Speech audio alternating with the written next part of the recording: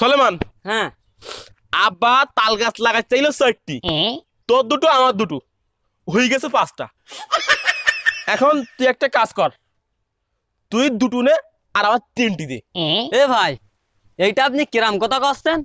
আমি শুনেছি বড় ভাইরা একটু কম নেয়, ছোট ভাইকা জন্য স্যাক্রিফাইস করে। তা আমি দেখতেছি আপনি উল্টোটা করতেছেন। এই, তুই একটা জিনিস জানিস, ছোট থেকে একটা বাচ্চাকে বড় করা আর একটা তাল গাছ লাগানি একই কথা। তোরা যে আমি ছোটবেলা থেকে মানুষ করলাম, তা তুই তো তার প্রতিদানে আমার জন্য একটা তাল গাছ স্যাক্রিফাইস করতে পারিস। ভাই, তাহলে আপনি একটা কাজ করেন, ওই আমার গাছের আগার দিকতে দেন আর আপনি গোড়ার দিকতে নেন। তার মানে আমি গোড়ায় পানি দেবো আর তুমি আগার দিকতে ফল খাবা? আমি সব পারবো না, পারলে তুমি গোড়ার দিকতে নাও আর আমার আগার দিকতে দাও। এ ভাই, ঠিক আছে, আমি এই গাছের গোড়া নেব।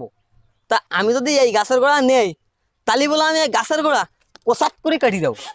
ও, এই জন্য আব্বা তোমার ছোটবেলায় নাম রেখিল বুদ্ধিজীবী আর আমার নাম রেখিল হিটলার। ভাই, তার সাথে একটা কাজ কর, এই তাল গাছ তোরও নেওয়া লাগবে না, আমারও নেওয়া লাগবে না, এই তাল গাছ আমরা আগুন ধরেই জ্বালাই দিই। এ ভাই, এটা তুই কিরাম কথা করছিস? এ তাল গাছ আমরা কিসের জন্য জ্বালাই দেবো? তার সাথে একটা কাজ করি, এ তাল গাছ আমরা দান করি দেই। ভাই, তুই কি করতে চাচ্ছিস?